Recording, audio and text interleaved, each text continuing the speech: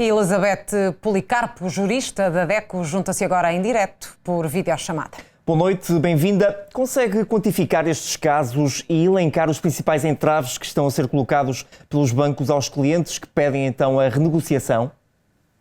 Boa noite, antes de mais.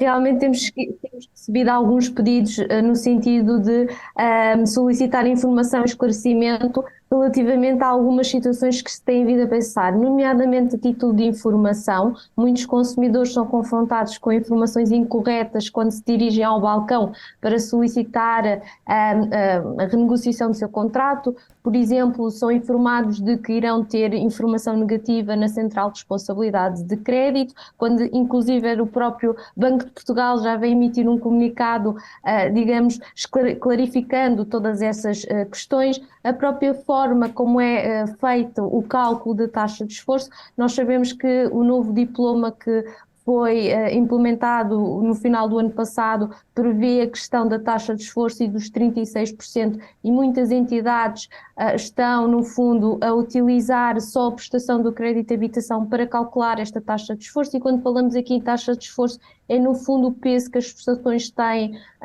no rendimento agregado familiar, e deve ser integrado aqui todas as prestações que o consumidor tem e não só a prestação do crédito de habitação. Depois temos também assistido de forma reiterada muitas entidades a apresentarem propostas de curta duração. Falamos essencialmente de períodos de carência de capital com a duração de 12 meses, que acaba por ser uma solução de curto prazo e que não resolve de forma estruturante o problema que o consumidor possa ter, até porque a tendência de subida da Euribor ainda se irá manter por mais algum tempo. E são entraves, Elizabeth, que podem ser considerados ilegais nestes casos? Estamos a falar que existe aqui a questão da desinformação, ou seja, muitas das vezes quem está a atender ao balcão, o consumidor, acaba por não ter a informação mais adequada relativamente à orientação que deve dar a nível de informação. Sabemos essencialmente que esta informação é dada por telefone, às vezes, e até neste primeiro contacto, e muitas das vezes o consumidor, formalizando o pedido de reestruturação, esta informação depois não é dada formalmente, digamos assim.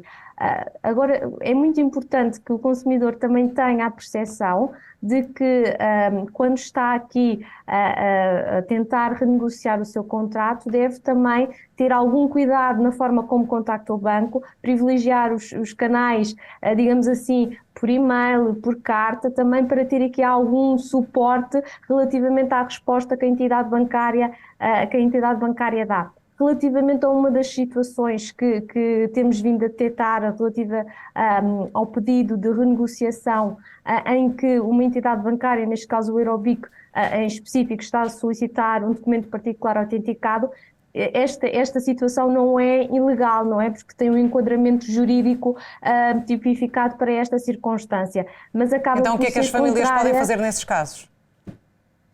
Essencialmente é muito difícil de combater esta situação. Isto porquê? Porque não existe nada na lei que proíba a cobrança deste valor, até porque a nova legislação, a legislação que foi publicada no final do ano passado, não prevê nada quanto a esta questão. O que nós sugerimos é que sempre que isto acontecer, que exponham a situação por escrito também junto do Banco de Portugal e que façam chegar à DECO estas situações. E que cuidados devem ter as pessoas, Elizabeth, quando vão à procura de fazer o primeiro crédito? É muito importante fazermos o nosso orçamento e parece que é uma coisa muito simples, mas sabemos que muitos de nós não têm esse hábito em elaborar o seu orçamento mensal.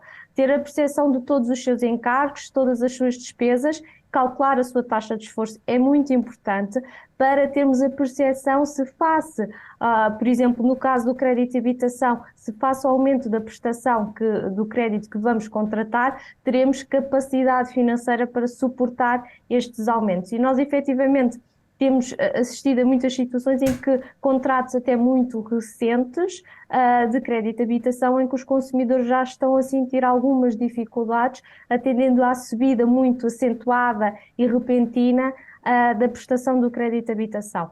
Para além Têm recebido mais pedidos de ajuda de famílias que estão a ficar sobreendividadas à conta deste aumento das taxas de juros?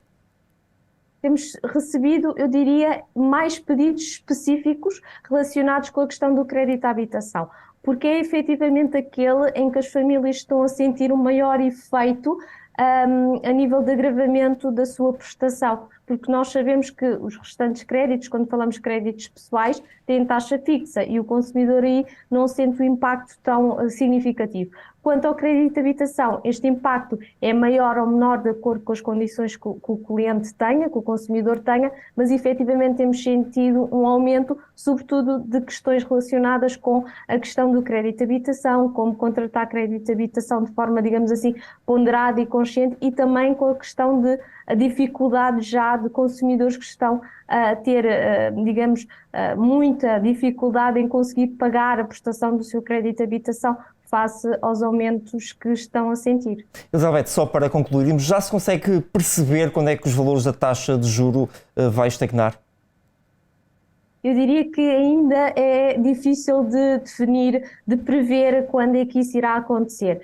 Pelo menos a indicação que existe é que até sensivelmente meio de 2023 a tendência ainda será de subida. Tudo dependerá também da própria política do Banco Central Europeu relativamente à aplicação das taxas de juros, se vai haver ou não aumentos. Muito bem, vamos aguardar. Elizabeth Policarpo, muito obrigada pela sua participação neste Fala Portugal. Boa noite.